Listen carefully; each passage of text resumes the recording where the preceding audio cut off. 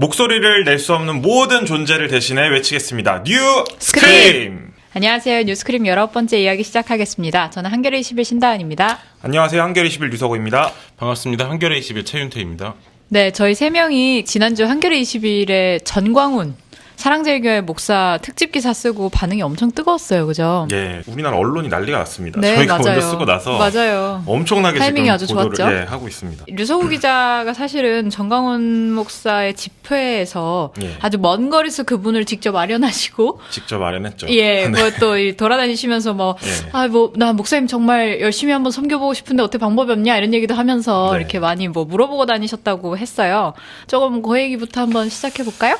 저희가 이 기사 나간 거는 2월 초에 나갔는데 그 준비를 1월 달부터 시작을 같이 했잖아요. 그래서 설 연휴가 중간에 있었습니다. 그래서 설 연휴 첫날이었던 1월 25일 날 그때 이제 토요일 날 집회를 가게 됩니다. 근데 가기 전에 좀 두려움이 많았어요. 왜냐면 그 바로 직전 주에 사실 서부지법 폭동 사태가 있지 맞아요. 않았습니까? 거기서 다들 119 보셨겠지만, 폭동. 119 폭동, MBC 기자가 이렇게 맞는 모습도 있었고, 기자들에 대한 폭행도 있었어요. 그래서 이게 아무래도 그 전광훈 목사가 지금 서부지법 폭동과 뗄래야 뗄 수가 없는 분이기 때문에 나름 준비를 하고 갔습니다. 어떤 준비죠? 정신무장을 하셨나요? 제가 일단은 기자인 거를 들키지 않기 위해서 노트북을 안 갖고 왔어요. 혹시 일단 노트북이 있으면 의심할 수도 있으니까. 그럼요, 무조건이죠. 지갑도 안 갖고 왔습니다. 제 명함, 지갑을 혹시 탈취당해서 내 명함 볼 수도 있으니까. 그럴 수 있네요. 그리고 좀 이제 추리링 같은 거 있고.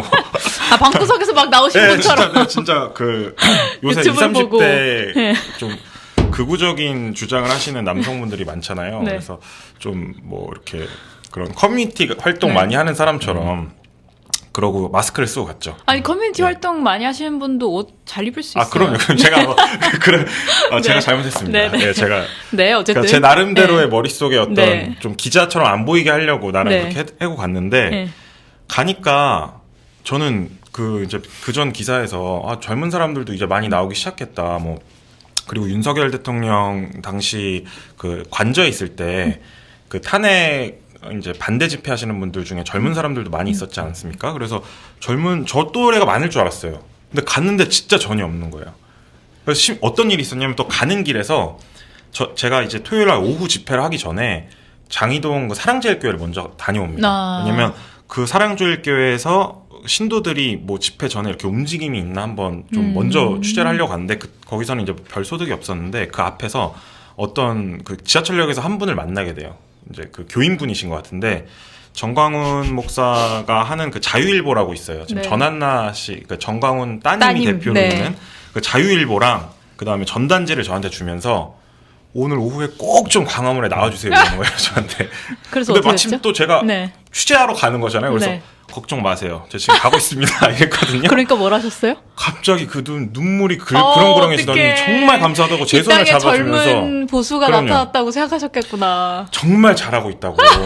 이거 하면서 이거 자유일보 기사를 가리키면서 그때 자유일보 1면이 이재명 관련 기사였거든요. 근데 이것 좀 보시라고 가면서 그러면서 제 손을 잡고 한참을 고맙다고 하고 가셨어요. 근데 이제 막상 현장에 도착을 하니까 말씀드렸듯이 제 또래가 없었잖아요. 그래서 뭔가 저한테 주목이 되는 거예요. 그러겠다. 저한테 계속 말을 거세요. 너무 티가 났겠어요. 이렇게 지나가고 있으면 젊은 청년이 아주 너무 잘했어요. 이런 말을 해요. 계속 저한테. 얼마나 희귀하면. 그러니까. 근데 저는 또 사진도 찍어야 되잖아요. 거기. 그래서 그냥 찍으면 너무 티가 나니까 이제 거기서 좀 손팻말 하나 받았습니다. 윤석열 탄핵 반대 그런 거 있어요. 스탑 더 스틸 그쪽에서 하나 이걸 이제 들고 다녔습니다. 난 지지자다. 좀 의심받지 않게 들고 몰래 이렇게 찍으시는 그럼요. 들고 거기에 이 영상 나가면 배신감이 상당하겠는걸? 어쩔 수 없죠. 그래서 이렇게 들고 이제 집회 장소에 보면은 전광훈 일가가 운영하는 사업들을 홍보 혹은 판매하는 부스들이 쫙 늘어져 있어요. 그거를 또 촬영을 좀 해야 됐어서 그런 식으로 이렇게 다녔죠. 이재명의 비롯한 누구나 공감하는 국방한 초수계를 말입니다.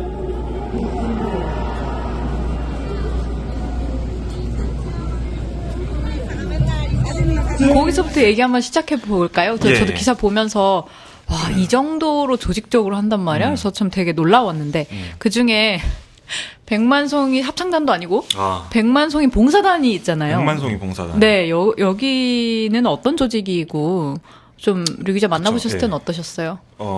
이제 거기 집회를 안 가신 분들을 위해서 설명을 드리자면 광화문역 출구가 되게 많잖아요. 근데 이제 그 정광훈 목사가 주도하는 집회는 6번 출구 앞에 동화면세점 앞에가 메인 연단이고 그 뒤에 지금 강화문 광장에서는 시위가 서울시에서 못하도록 했는데도 불구하고 다 거기도 계세요 지금. 6번 출구로 나가는데 그 6번 출구로 올라가는 에스컬레이터 앞에 조끼를 입은 분들이 서 계세요. 근데 그분들은 백만송이 봉사단 아니고 그냥 이게 주황색 조끼 입으신 분이랑 빨간색 조끼 입으신 역할이 분이랑 달라요? 두 개가 있어요. 네네.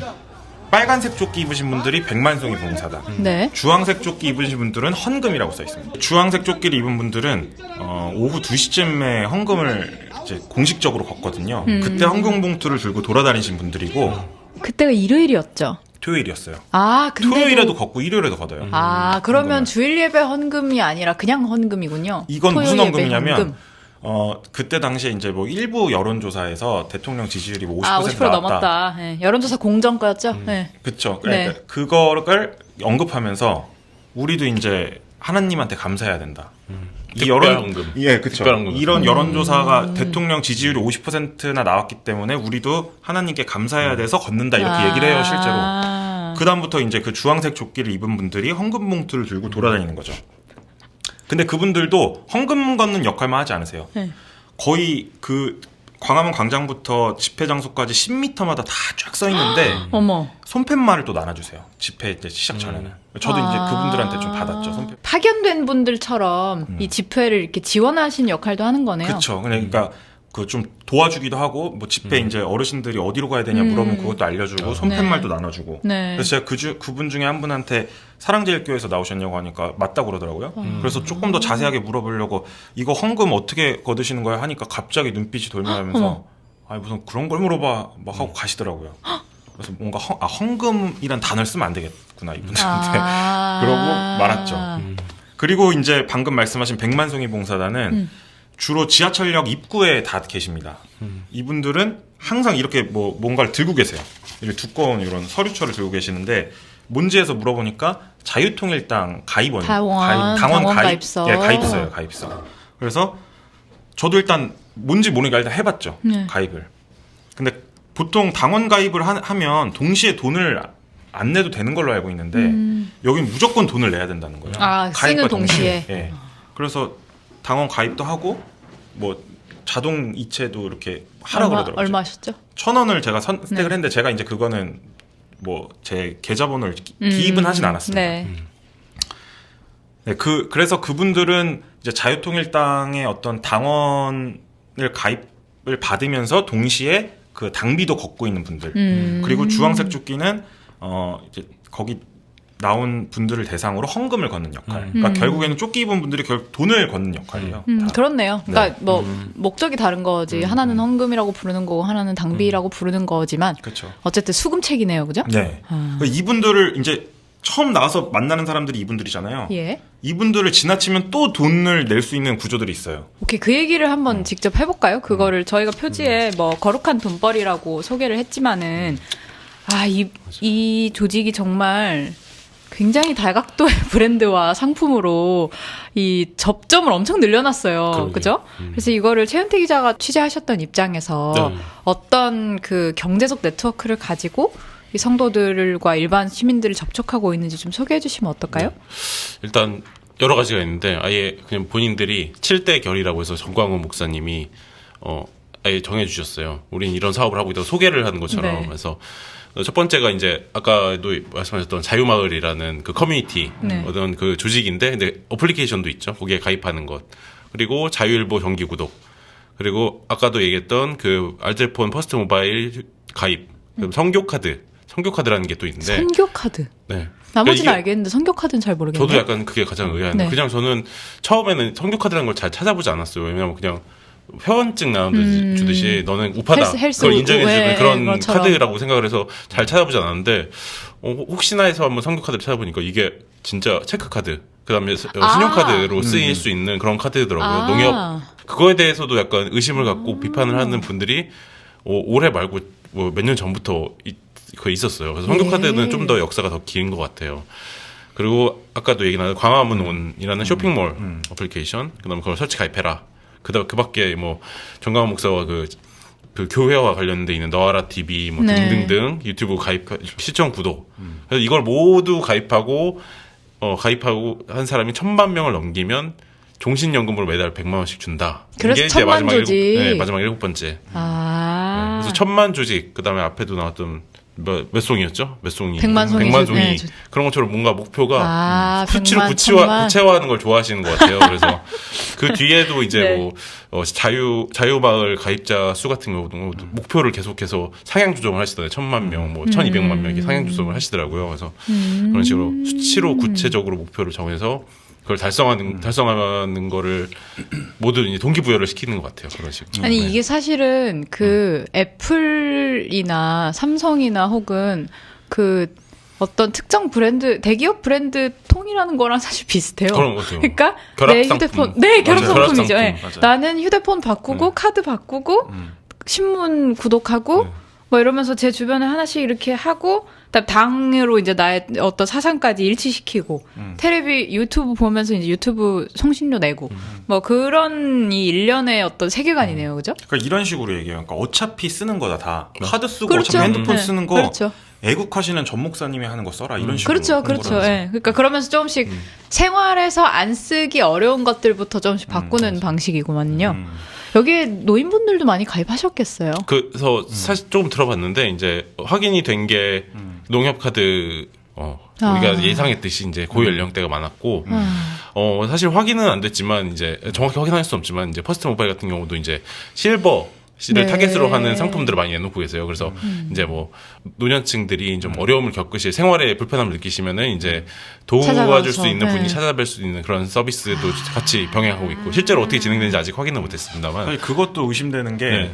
저희가 취재는 못했습니다. 네네네네. 방금 말씀하신 게 그 안녕케어인가 그 맞습니다, 상품이 맞습니다. 있어요. 네네. 그게 그 상담원이 1대1로 네. 대면까지 해서 해주는 그렇게 거잖아요. 해주는 맞아요. 건데 예. 제가 봤을 때는 추정이지만 대면에서 다른 상품 그럼요. 가입이나 이런 것도 1,000만 송이, 100만 네. 송이 병사단이 갈 수도 있는 거예요. 자유통일당원 다 가입서 같은 거 들고 그럼요, 당연히 그럼요. 가실 것 같거든요. 세상에 공짜는 없거든요. 네. 예. 근데 뭐 살짝 살펴봤지만 이제 그 농협카드, 성교카드와 이제 퍼스트 모바일 같은 경우는 한 대략적으로 이제 회원 규모가 3만 명에서 4만 명 사이에서 왔다 갔다 하고 이제 증감이 크게 있지는 않은 것 같아요. 3만 명 정도대를 유지하고 있고 둘 다. 그다음에 매출도 한 10억에서 한 20억대 아유, 왔다 그래도 갔다 한다고 알짜네요. 이제 네. 알고 있습니다. 아, 그렇군요. 이게 뭐 상품 가입하면 뭘 준다 이런 것도 예. 있던데 뭘 이게 줘요? 예. 이제 이 시청자분들이 여기까지 들으시면서 생각하시는 게 이런 걸 거예요. 아니 저런 걸 왜 가입해? 저거 굳이 왜 해? 그냥 뭐 집회만 나가면 되지. 근데 여기서의 핵심은 이런 걸 가입했을 때 월 100만 원에 해당하는 종신연금을 네, 준다는 저는 거거든요. 그건 굉장히 매력적일 것 같아요. 이게 그 실제 실제로 집행이 되는가? 네. 그러니까 진짜 근데 이게 지금은 그 6가지 사항에 1,000만 명이 가입하면 준다고 돼 있지만 예. 이게 홍보하는 전단지마다 달라요. 예를 들면 내가 500명을 가입시키면 이거 불안전 월 판매다. 100만 원 준다. 기망행위. 혹은 어떤 전단지에는 이걸 가입만 해도 100만 원을 준다. 이런 것도 있어요. 그래서 그런 전단지가 한때 많이 퍼지니까 정광훈 목사가 유튜브에서 가입만 하면 주는 게 어딨냐. 1,000만 명 가입해야 준다. 이거거든요. 근데 사실 1,000만 명 계약 가입은 조건이 계속 달라지는구만. 달라지죠. 근데 1,000만 명 조건은 말이 안 돼요. 지금 이제 아까 말씀하셨지만 뭐 모든 상품이 대략 가입자가 지금 한 3만 명 정도, 4만 명 정도 이 정도인데 모든 상품에 다 1,000만 명이 하는 거는 현실적으로 그럼요. 불가능한 거잖아요. 그래서 이제 이게 어디서부터 시작됐는지를 본 거죠. 그 정광훈 지지자였던 분 중에 한 분이 계신데 이분이 정광훈이 이런 사업들을 하기 전에 그러니까 2019년도부터 지지를 하셨는데 그때 당시에 정광훈 목사가 주도하는 그 광화문 집회에서 문재인 대통령 하야 촉구를 했어요. 네. 그 서명을 받았거든요. 범투본 했었죠. 네. 네. 그 서명을 받는 게 그때도 1,000만 명의 서명을 모은다 막 이랬어요. 근데 그때 정광훈 목사가 1,000만 되게 좋아하시네. 예, 1,000만이라는 숫자도 이것도 사실 더 파헤쳐 봐야 돼요. 왜냐면 주기적으로 1,000만을 강조해요. 정광훈 목사가.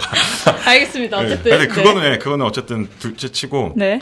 그때 당시에 유튜브 나와서 뭐라고 했냐면 이 서명을 한 명당 10,000명 이상 받아오는 사람들한테 연금을 주겠다. 그리고 연금뿐만이 아니라 국가 무슨 자문위원으로 위촉해가지고 국가의 중대사를 벌써. 결정하는데 같이 결정하도록 해주겠다. 뭐 이런 것들을 얘기를 해요. 근데 그때 당시에 그 문재인 대통령에 반대해 계셨던 분들은 그걸 이제 당시 조국 사태도 있었고 하면서 정치적으로 뜨거웠었는데 그런 정광훈 목사가 얘기하는 걸 들으면서 아, 이제 우리나라 위험하다. 뭐 동조까지는만 하다가 직접 이렇게 행동으로 나서게 된 게 바로 그 연금 때문이라는 거예요. 난 솔직히 문재인 싫고 정광훈 목사 얘기하는 거 맞는데 그렇다고 바로 내가 서명 받으러 다닐 건 아니잖아요. 그렇죠. 근데 내가 경제적 집에서 유인이 있어야죠. 예, 경제적 유인. 그걸 집 밖으로 나가게 한 게 연금이었고 그게 경쟁이 붙어서 서로 서명지를 뺏기까지 했대요. 그렇게 그때는 해서 받아들여졌구나. 그게 진실로. 왜냐면 아무도 그걸 달성한 적이 없었으니까. 그래서 진짜 저희가 만났던 분이 예? 그거를 처음으로 달성한 분이에요. 10,000명을. 예. 그래서 처음으로 10,000명을 달성한 서명지를 들고 예. 그분이 정광훈을 만나러 가게 됩니다. 서울로. 예. 대구에서 서명을 받아서. 그분이 이제 너무 기뻐서 너무 고생하신다고 100만 원까지 드려요. 헌금으로. 예. 100만 원과 10,000명의 서명이 담긴 서명지를 드린 거죠. 네.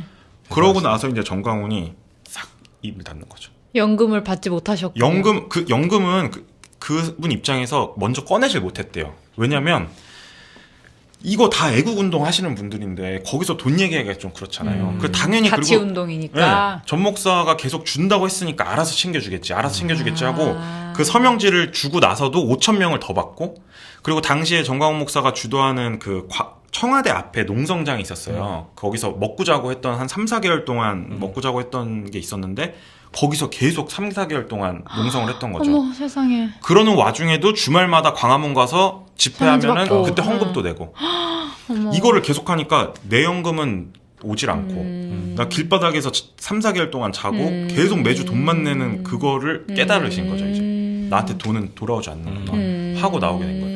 근데 그때 제가 봤을 땐 정광훈 목사가 아 이런 식으로 경제적 유인책을 통해서 서명을 모을 수 있구나 라고 생각을 한 것 같아요. 그래서 근데 그런 다 뻥한 거 아니에요? 뻥한 거죠. 네. 그리고 아마 10,000명을 그 서명 10,000개를 모으신 거의 처음이자 마지막 분이 그러겠죠. 아닐까. 그러겠네요. 그거는 아무나 네. 달성할 수 있는 네. 만한 관제는 아닌 것 같아요. 이분이 원래 그 요양보호사를 하고 계셨는데 일도 그만두시고 하루에 평균 한 3,400명 정도 많으면 700명 그리고 이분이 어떤 식으로 했냐면 그 당시에도 문재인 하야해야 되는 7대 이유 뭐 이런 게 있었는데 당시에 그거를 계속 말하다 보니까 자기도 이게 세뇌된 거죠. 그리고 서명을 만나는 모든 사람들한테 다 지인을 포함해서 막 식당 가도 하고 택시기사들한테 하고 하는데 안 하면은 안 하는 뭐 그거 트집 잡는 순간 너 간첩이다 이렇게 해버리는 거예요. 그걸 거절하면 간첩으로 몰기 스킬이 있으셨구나. 근데 그게 어디서 나왔냐면 정광훈 목사 정광훈이 하던 거죠. 하는 네. 거잖아요. 그런 식으로 서명 받으시는 분들 나에게 반대하면 간첩이요. 네. 그거 있잖아. 아이 코멘트가. 네, 네. 딱 그거예요. 그래서 이분이 이제 나오셨잖아요 거기서. 네. 근데 아직도 서명 받으러 다니시는 분들이 계시거든요. 가서 말리면 본인이 했던 대로 간첩아, 똑같이 어떡해. 본인이 간첩 물리는 거죠. 문제는 뭐냐면 순식간에 주류가 됐다는 거죠. 그래서 그쵸. 이 과정을 좀 봐야 되는데 예. 일단 이 극우에 들어오게 된 어떤 배경을 좀 간략히 설명해 주신다면 어때요? 전 목사가 부흥사로 되게 유명했어요. 맞아요. 부흥사로 청교도 영성 수련원. 그런 것도 네. 하고 이제 그 전국의 교회를 돌아다니면서 이렇게 집회를 열고 막 이제 연단에 서서 말을 하고 이런 거를 옛날부터 많이 해오시던 분인데 그 전에도 정당을 만들어서 원내 진입을 하려고 노력을 했는데 계속 번번이 안 됐죠. 실패했고 네. 그 사이에 집회도 좀 했었는데 뭐 주류 어떤 뭐 미디어나 이런 데 주목을 못 받았거든요. 근데 조금 이제 달라지기 시작했던 게 2018년도에 이분이 사전선거 운동으로 구속이 되거든요. 네. 그래서 한 몇 개월 정도 수감 생활을 구치소. 하는데 네, 맞아요. 그때 당시에 본인이 몸도 엄청 안 좋았다 그래요.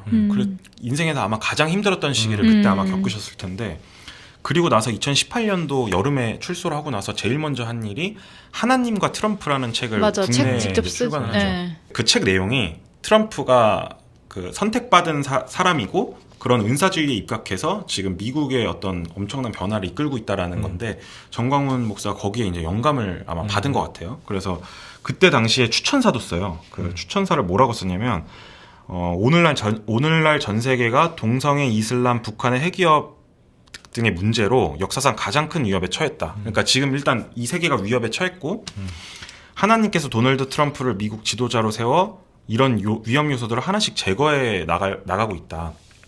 그러니까 이거를 본인이 이제 한국에서는 본인이 앞으로 해나가겠다고 결심을 한 것처럼 보여요. 그러니까 이 트럼프의 역할을 하겠다. 미국의 그쵸. 트럼프처럼. 미국의 트럼프처럼. 그래서 사실 지금도 정광훈 목사가 주도하는 집회 가면 스탑 더 스틸 이거 트럼프 지지자들이 한테서, 들었던 구호거든요. 그리고 뭐 성조기 들고 그리고 아시겠지만 정광훈 목사가 항상 연단에서 얘기할 때는 통역사를 맞습니다. 붙여요. 거기 영어 하시는 분들이 많이 아무도 없죠. 없음에도 그것도 자기가 막 얘기하는데 통역이 하면 끼어드는 게 싫은지 막 계속 바로 막 말해. 그냥 말을 해요. 사실상 통역이 안 돼요. 저도 들어봤는데. 통역사도 막 맞아요. 하다가 막 너무 빨리 얘기하는데도 맞아요. 못 따라가서 멈추거든요. 맞아요. 근데 그렇게 계속 하는 게 결국 그 트럼프 지지자들이나 트럼프의 자기를 이제 비추고 싶은 그런 마음도 투영이 된 것 같은데 어째 얘기가 좀 새서 죄송합니다. 짧게. 네. 그때부터 광화문에서 계속 집회를 하게 되는데 네. 보수 진영에서 얘기하는 거의 모든 의제들을 광화문에 버티고 있으면서 흡수를 해요. 그러니까 그래서 당시에 이제 태극기 집회가 원래 박근혜 대통령 탄핵 국면부터 있었잖아요. 근데 태극기 집회가 힘이 떨어질 때쯤에 정광훈 쪽이랑 합쳐집니다. 그래서 그때 김문수 지금 고용노동부 장관이나 아니면 황교안. 정규재, 뭐 황교안 이런 황교안 당시 이제 자유한국당 당 대표였던 사람이나 그때 정치인들도 막 오게 돼요. 맞아요. 근데 웃긴 거는 뭐 보수 정당에서는 정광훈 목사가 하는 데가 그때 문재인 하야 촉구랑 뭐 조국 사태랑 겹쳐가지고 엄청 새가 이렇게 커졌을 때만 왔다가 또 빠져요.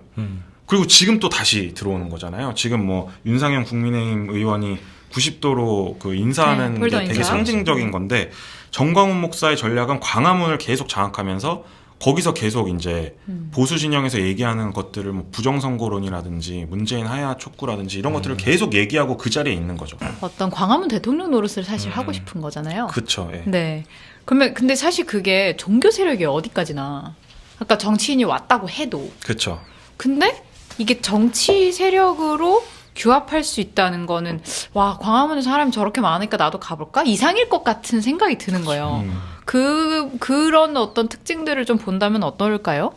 아까 그 7대 결의 정광훈 목사가 얘기했던 7대 결의 중에 자유마을이라는 앱이 있잖아요. 그래서 다른 것들은 조금 더 수익이랑 좀 관련이 있는데 자유마을 앱 같은 경우는 시수익을 창출하는 그런 결의는 아니었죠. 결의는 아닌데 이게 이제 그 정치 세력화를 하려는 그런 노력 중에 하나라고 이제 생각을 하는데 여기 앱을 들어가 보면 이제 읍면동별로 이제 회원 수가 나오고 모두 이제 3,500여 개 전국에 있는 읍면동별로 이제 그 팀이 나눠져 있죠, 사실상. 네, 그래서 거기 회원 수가 나와서 경쟁을 붙이고 그때 기사를 쓸 때 2월 초에 들어갔을 때 보니까 그때는 경기 부천 원미구 상동이 11,874명으로 회원 그 가입자 수 1위였는데 오늘 또 아까 들어가 보니까 오늘은 또 뭐 강원도 강릉 쪽에 뭐 14만 명이 돼 있더라고요. 그래서 이건 뭔가 오류가 발생한 건지 아니면은 강릉 외라고 돼 있어가지고 이렇게 다 강원도를 묶어서 하는 건지 정확히는 알 수 없지만. 근데 참고로 자유마을 이제 저희도 가입을 했는데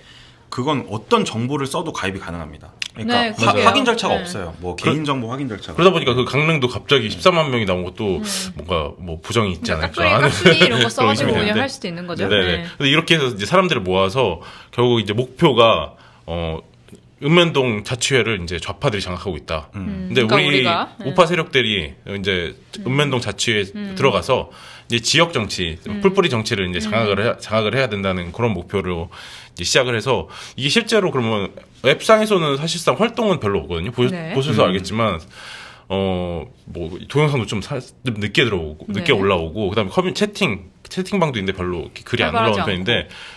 오프라인 활동이 좀 활발하시더라고요. 보니까 이제 뭐 자유마을 대회 같은 것도 해서 전국의 각지에서 열리는데 뭐 정광훈 목사나 아니면은 이제 같이 뜻을 같이 하시는 목사님들이 돌아가면서 설교도 하시고 근데 그 모습을 보니까 뭐 컨벤션 센터에서 이렇게 모여서 수만 명이 모여서 마치 전당대회 또는 막 대선 후보 연설하는 그런 분위기에서 계속해서 그 대회를 진행을 하더라고요. 그래서 그런 것과 저희가 또 확인했던 게 자유마을 회원이 실제로 선거 그 총선 기간에 불법 선거 운동을 하다가 유죄 판결을 받았던 걸 확인을 했었는데 22대 국회의원 선거 때 2024년 작년에 했던 4월에 했던 그 총선에서 사전 투표소 인근에서 이제 그 자유마을 회원이라고 이제 아예 판결문에 이제 적시가 돼 있었어요. 회원 두 분이 자유통일당을 뽑아달라라고 이제 피켓을 들고 있다가 그다음에 오가시는 투표하러 오시는 분들한테도 뭐 종이를 건넸다고 써 있더라고요 판결문에. 그래서 이제 유죄 판결을 받았던 그런 판결문도 있었고 실제로 근데 이분들은 어쨌든 판결문에 기록이 남아 있지만 그거 외에도 다른 자유마을 회원들도 그 선거 운동에 참여하시지 않았을까 하는 걸 짐작할 수 있는 그런 대목이었다고 생각합니다. 자유마을이 정치 활동의 베이스 캠프가 된 거네요. 그냥 네, 그렇게 만들려고 하고 있는 것 같아요. 네. 그 이제 집회 현장에도 가면은 자유통일당 당원 가입 받을 때 자유마을 가입서 같이 받아요. 그러니까 이제 자유마을에 일단 가입을 시켜야지 거기서 이제 정치 세력처럼 움직이게 할 수 있으니까. 그래서 이제 이게 정광훈 목사가 종교적인 이야기만 하지 않고 정치적인 이제 정치 세력을 어떻게 키웠느냐를 얘기할 때 또 중요한 것 중에 하나가 그 부정선거론이죠. 그래서 사실 신당 기자가 부정선거론 정광훈이 주장하는 부정선거론에 관한 기사를 썼는데 이 살펴보니까 좀 어떤가요? 정광훈이 왜 이 얘기를 시작했다고 보셨어요? 류서구 기자가 그런 얘기했는데 정광훈의 경쟁력은 그냥 광화문을 딱 차고 앉아서 저쪽에서 하는 얘기 중에 극우가 하는 얘기 중에 팔릴 만한 거를 다 흡수하는 거잖아요. 그러니까 주장 백화점인 거죠. 그래서 사실 그 주장 백화점을 제가 열심히 처음에는 들여다보려고 영상을 진짜 한 50개를 봤어요. 막 초로와 같은 그거 여기 찬양도 열심히 유튜브 들으면서 알고리즘이 바뀌셨다고. 아주 좀 힘듭니다 요새. 네, 어쨌든 그걸 열심히 내가 이제 그거의 마음으로 열심히 그걸 들었는데 듣다 보니까 그 주장의 백화점들을 다 걷어내고 나면 그 핵심은 결국은 우리 자유통일당 왜 국회 진입 못해 이건 거예요. 그러니까 근데 소수 정당이잖아요. 그러니까 그런 얘기 갑자기 국민들한테 꺼냈을 때 국민들이 그걸 받아들일 리가 없으니까 결국은 전선을 구축해야 되는 거예요. 반민주당 전선. 왜냐하면 그때 총선에서 이긴 건 민주당이니까. 그러면 나는 자통당이고 뭐고 관심 없지만 민주당이 총선에서 이긴 건 싫은 사람들을 규합할 수 있는 거죠. 근데 그 규합을 하면서 계속 막 민주당이 이렇게 하는 게 맞습니까? 그러다 갑자기 모모동에서 자유통일당원이 이렇게 많은데 표가 0표가 나오는 게 맞습니까? 이런 얘기를 갑자기 해요. 사실 그게 자기들이 가장 의아했던 지점인 거죠. 여기에 통일당원이 많은데 한 표가 안 나왔다는 건 말이 안 된다. 말이 안 된다. 왜냐하면 또 이런 얘기도 합니다. 왜냐하면 내가 가서 거기 있는 성도들을 다 만나서 어디 찍었냐 솔직하게 말해라 라고 했을 때 내가 자유통일당 찍었는데 어떻게 이런 얘기를 듣는다는 거죠. 그럼 이 사람의 진정성이 맞냐? 저 믿을 수 없는 선관위가 맞냐? 우리 후자가 맞다고 본다는 거냐? 전자 맞다고 본다는 거죠. 그러면서 그렇게 주장을 만들고 그거를 서포트하는 게 이제 온갖 종류의 통계를 들고 와서 그래프가 이렇게 생긴 건 이상하고 뭐 이 그래프랑 저 그래프가 일치해야 되는데 다르고 이러면서 이제 부정선거론을 확산시키기 시작했는데 이제 아까 이야기로 이어지지만 이 얘기를 어쨌든 부정선거론은 단기적으로는 극우한테 이득이 되는 주장이잖아요. 민주당 공격할 수 있으니까. 그래서 그거를 이렇게 받아오게 됩니다. 이제 기성 정치인들이요. 그러면서 순식간에 이 말도 안 되는 얘기, 중국이 멀티 해킹을 해서 우리나라 선관위를 쥐락펴락한다는 얘기가 주류 담론으로 갑자기 들어와 버리게 된 거죠. 이번 주에도 부정선거론에 관련 맞아요. 또 썼어요. 마치 기자가 표지로 또 다뤘으니까. 그게 사실은 뭐 변방에서 이것이 주류가 되는 과정을 지난번에는 봤다면 거기에 심취해서 또 대통령과 중앙 어떤 정보기관이 거기에 편승해서 그걸 확단시키는 것도 우리가 봤잖아요. 그거 좀 간단히. 부정선거론이라는 것 자체를 어디서 시작했고 어떻게 퍼졌느냐를 보는데 이제 그 시작을 이제 2020년 총선에서 이제 민경호 의원 등이 주장한 저희 배춧잎 이제 그다음에 신권 이제 이런 것들이 부정선거의 이제 근거다라고 이제 내세웠잖아요. 그래서 뭐 유명한 사진들도 많아요. 민경호 의원이 막 투표지를 흔들면서 이게 부정선거의 증거입니다 하면서 이런 근데 그것들이 이제 다 기각됐죠. 다 기각됐죠. 2022년에 이제 모두 선거 무효소송 같은 경우 단심제로 대법원에서 하는데 2년이 넘는 시간 동안 그거를 민거봉 의원의 모든 요구를 다 받아주면서 그다음에 맞습니다. 추천한 전문가를 모시고 와서 맞습니다. 현미경으로 10배 들여다보면서 맞습니다. 이제 모두 들여봤는데 아무런 증거가 사실이 아닌 게 대부분이었고 이게 다 사실이라고 해도 부정선거로 이어질 가능성은 없다라는 게 이제 거의 그거 대법원의 판단이었어요. 근데 그 주장을 다시 가져와서 2023년에 국정원이 이제 선거관리위원회 버전 2네요, 버전 2. 이제 보안 점검이라는 것을 하게 되면서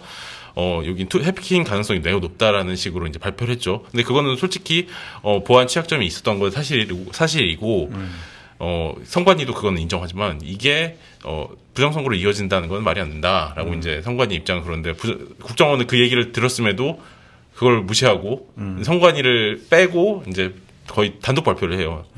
그래서 그러면서 이제 부정선거가 다시 한번 확산이 되는 계기가 됐다고 이제 저희는 보고 있고 그런데 가장 중요한 건 역시 12월 3일에 이제 계엄이죠. 계엄을 하면서 이제 12월 12일이었나요? 아마 그때 윤석열 대통령이 직접 이제 대국민 담화하면서 부정선거 때문에 내가 선관위에 군대들을 보낸 거다. 이걸 확인해야 된다라고 하면서 한번 지금까지 쌓였던 부정선거론들이 한번 빵 터지면서 다시 확산이 되는 과정을 우리 박준영 팀장이 극우 유튜버들을 이제 분석을 하면서 어떤 식으로 번졌는지를 이제 분석을 했습니다. 그리고 보시면 아시겠지만 할 수 없다. 이거는 중국이 아니고 중국 할아버지가 와도 부정선거를 할 수 없는 구조다라는 거를 중국이 아니고 미국이 와서 미국이 진짜 적극적으로 우리가 해도 할 수 없는 구조가 이제 돼 있고 우리나라의 그 선거 제도는 상당히 믿고 투표하셔도 된다고 생각을 저는 취재를 하면서 그런 생각을 하게 됐습니다. 민주주의의 유산인데 그걸 그럼요. 그렇게 간단히 무시하면 안 되죠. 자세한 내용은 이번 주 한겨레 20일 참조해 주시면 됩니다. 확인해 주시면 될것 같습니다. 신념은 기각이 안 돼요, 그죠? 아무리 설명해도 신념이 기각이 안 됩니다. 그 신념을 유통시킨 광화문 광장이라는 공간에 대해서 또 후속 기사가 짧게 썼으니까 이야기하자면 저는 그러니까 왜 사람들이 그런 얘기 많이 하잖아요. 전광훈이 어떻게 저 노른자 땅을 이렇게 몇 년을 할 수 있냐라고 했을 때 기사를 보니까 굉장히 원초적이에요. 취재원 중에 한 명이 그런 얘기를 하는 거예요. 그런 게 중요한 게 아니고 진짜 제일 중요한 거는 그 광화문 광장을 어떻게 이 사람이 계속 하는지 계속 점유하는지 이거를 파헤쳐야 된다고 한 분이 얘기를 해주시더라고요. 그래서 저도 별 생각이 없었는데 2018년, 19년 이후부터 매주 주말에는 맞아요. 광화문에서 정광훈 목사가 나와서 완전 집회하는 노른자 모습이 땅인데. 있잖아요. 근데 광화문이란 공간이 사실 우리나라의 어떤 집회 시위의 상징적인 공간이기도 하고 유동인구도 엄청 많은 곳인데 어떻게 저 사람만 계속할 수 있지? 라고 해서 취재를 해봤는데 이게 사실 지금 집시법이랑도 좀 연관이 있어요. 이게 단순히 정광훈 목사만 그렇게 하는 게 아니고 많이들 좀 그렇게 돌이켜보면 알박기? 그쵸, 알박기 문제가 있어요. 이게 기업에서 노동자들 집회 못하게 하려고 계속 그쵸. 같은 맞아요. 자리에 미리 신고해놓고 이런 불침번 서는 거예요, 사실. 네, 그런 건데 그래서 이제 어떻게 하는지 제가 이제 경찰서를 가봤죠. 경찰서에 신고를 해야 되니까. 근데 가보니까 그 정광훈 목사 쪽에서 하는 집회가 광화문역 동화면세점 앞이랑 거기서부터 해가지고 시청 앞까지, 그러니까 대한문까지거든요. 그래서 대한문은 남대문 경찰서 관할이고 광화문역은 종로경찰서라서 그 양 경찰서에 2인 1조로 24시간 365일을 대기하고 있다는 거예요. 그래서 종로경찰서 같은 경우는 그게 거의 지금 몇 년째 그렇게 하고 계신데 거기 앞에다가 이제 천막을 쳐놓고 그 천막에 한 명이 대기하고 한 명은 그 경찰서 민원실 앞에서 대기하고 그런 식으로 번갈아 그러니까 인해 전술이네요, 완전히. 그쵸. 잠도 안 이분들이 주무시고. 그냥 계속 거기만 있는 거예요. 화장실도 안 가시고. 그래서 2인 1조인 거죠. 한 명씩 번갈아가면서. 화장실 가야 되니까. 그래서 이게 천막도 사실 그것도 이렇게 치면 안 된다고 했는데 경찰은 자기들 권한이 아니라고 그러고 종로구청에는 그 천막을 자세히 보면은 그 인도가 조금 걸쳐 있고 그 인도 위에가 이렇게 걸쳐 있거든요. 근데 그 인도 있는 부분은 6분의 1밖에 안 되고 나머지가 다 사유지라서 종로구청에서 자기네들이 어떻게 할 수가 없다는 거예요. 그러니까 그걸 알고 거기다 그렇게 쳤는지는 그렇네요. 모르겠어요. 그럴 수도 있고 아닐 수도 있는데 어쨌든 그 천막을 어떤 전초기지로 삼아가지고 계속 왔다 갔다 하면서 거기서 24시간 대기하면서 계속 계시는 거죠. 그러니까 그 집회 신고는 사실 집시법상에 같은 장소에 있어서 만약에 저희 둘이 같은 날 같은 시간에 광화문을 사고 싶다라고 하면 무조건 먼저 온 사람을 하게 하는 게 아니라 경찰이 그걸 이제 중재를 해가지고 장소를 좀 나눈다거나 아니면 시간을 이렇게 좀 조정을 해본다거나 이런 걸 먼저 한 다음에 그래도 안 되면 선착순으로 하는 걸로 돼 있어요. 근데 사실상 뭐 이렇게 얘기를 해도 안 되니까 그런 노력을 이제 아예 안 하고 있는 거죠. 사실 그거에 대해서도 경찰 내부도 제가 취재를 해봤지만 그거 솔직히 경찰이 조금 조정할 수도 있고 그런 노력을 해볼 여지도 있는데 안 하는 건 맞다 이런 얘기를 하시더라고요. 그럴 것 같아요. 그러니까 이게 신고 절차의 자체가 경찰 편이 맞춰져 있고 사실은 24시 땅땡 해가지고 하는 방식 자체가 그것도 문제가 뭐냐면 이게 집시법상에 720시간 전에 하도록 돼 있거든요. 그러면 엄밀히 말하면 토요일 날 오전 10시 한다 그러면 한 달 전 오전 10시에 가서 해야 돼요. 네, 그렇죠. 근데 지금은 그냥 자정이 되는 순간 그 토요일 날로부터 30일 자정이 되는 순간에서 선착순으로 해버리는 맞습니다. 게 경찰 좀 편의를 생각해서 그럼요. 본인 하는 업무 거죠. 편의를 대로 한 거죠. 말씀을 들으면서 기사 읽을 때도 재밌었어요. 그런데 기사에 다 담기지 않은 얘기가 더 많은 것 같아요. 너무 재밌고 두 분 혹시 후속을 더 준비하고 계시다면 좀 얘기해 주시면 어떨까요? 아직은 취재 중인 부분이라서 네네네. 이제 취재 중인 부분이라서 아직은 오케이. 구체적으로 이제 알겠습니다. 방향을 잡지는 네. 않았지만 그래도 네. 이제 앞에서 얘기했던 그 정광훈 목사가 이제 시작한 그 사업들과 이제 그 조직화 그리고 그거를 이제 어떻게 설계했고 그다음에 어제 또 한국일보 보도를 네, 보니까 네. 한국일보에서는 또 이게 미국의 이제 그 로비 네. 이제 업체에도 이제 돈이 갔다 이런 기사를 썼더라고요. 맞습니다. 그래서 근데 그런 걸 통해서 정광훈 목사의 꿈은 어디까지인가? 아주 원대하신 네, 그래서 것 이 같아요. 대한민국과 이제 우파만을 그다음 광화문을 장악하는 것을 넘어서 미국으로까지 꿈을 꾸는 그런 명확해요. 네. 그 트럼프와 직접적인 유대 관계를 설정하고 만들고 싶어하는 게 일단 목표가 있는 것 같고 그리고 저희가 이거 기사 쓰고 나서 추가로 제보 들어온 것들이 이제 지금 확인되지 않은 게 정광훈 목사 쪽에서 헌금 거둔 거랑 사업을 맞아요. 통해서 번 돈 이게 다 어디로 가는지 요게 맞아요. 지금 확인이 안 전혀 됐죠. 예, 지금 알 길이 없죠. 그러니까 그래서 뭐 전한나 씨한테 불법으로 뭐 건네줬다는 얘기도 있고 그런 그런데 얘기도 지금 있고. 확인되는 특히나 게 이제 없잖아요. 헌금은 그 정광훈 목사님이 이제 스스로 말씀하신 뭐 여기서 지금 유일하게 월 경어를 10억이다. 쓰고 계십니다. 정광훈 저는 목사. 모두를 다 존중합니다. 예, 알겠습니다. 예. 예. 그래서 정광훈 목사님께서 이제 10억 원 정도를 이제 월마다 이제 헌금을 걷고 있다라고 이제 말씀을 하셨거든요. 그래서 그 말씀이 맞다면 뭐 상당히 이제 다른 사업들보다도 이제 그 헌금이 제일 가장 큰 수익원이라고 이제 생각을 하고 그거는 밝힐 수가 없잖아요. 그거는. 그렇죠. 그건 세무조사로도 알 수 없는 것이고. 그래서 더 미궁으로 빠지는 것 같아요. 다른 거는 사업체 같은 경우는 이제 어느 정도 조사라든가 이제 취재를 통해서도 이제 조금 추정해 볼 수 맞아요. 있는데 정보가 네. 나와 있으니까. 네, 네, 네. 저희가 또 그 이 기사 나간 이후에 확보한 것 중에 하나가 그 사랑제일교회 근처에 빌딩 같은 걸 엄청나게 많이 매입했다라는 제보가 있어서 그 중에 하나를 재개발 확인을 했어요. 구역이잖아요. 네. 근데 한 2023년도에 310억 정도 되는 금액을 주고 빌딩을 구입한 이력을 확인을 했는데 일단 네. 그거는 저희가 또 취재 중인 사안이라서 아 그러면 그거는 자릅시다. 네? 아니 알짜가 나오면 안 되잖아. 아 참 제가 이거 참 아까 좀 재밌다고 말했는데 정정해야 될 것 같은 게 피해자 입장에선 하나도 안 재밌을 것 같아요. 사실 그럼요. 예, 노인 갈취이고 사실은 정광훈 집회 쫓아다니는 가족들 때문에 그 가족들도 피눈물 흘리고 있고 이런 걸 생각하면 이게 한편으로는 코미디였고 언제까지는 코미디였는데 이게 계엄 이후로는 더 이상 코미디가 아니다. 그리고 또 한 사람의 인생과 어떤 가족을 유지하는 데 있어서도 이건 웃어 넘길 일이 아니다. 당국이 나서야 되는 문제라는 생각이 좀 듭니다. 맞아요. 지금 또 경찰에서도 수사가 하고 있으니까 그죠? 네, 경찰만 맡겨놓을 게 아니고 예. 정말 대대적인 정부에서 조사를 해야 돼요. 물론 안 하겠지만 예, 뭐 꼭 좀 해주시면 좋겠습니다. 네, 오늘 뉴스크림 여기까지 하겠습니다. 앞으로도 가장 가까운 현장에서 더욱 생생한 이야기 들려드리도록 하겠습니다. 뉴 스크림!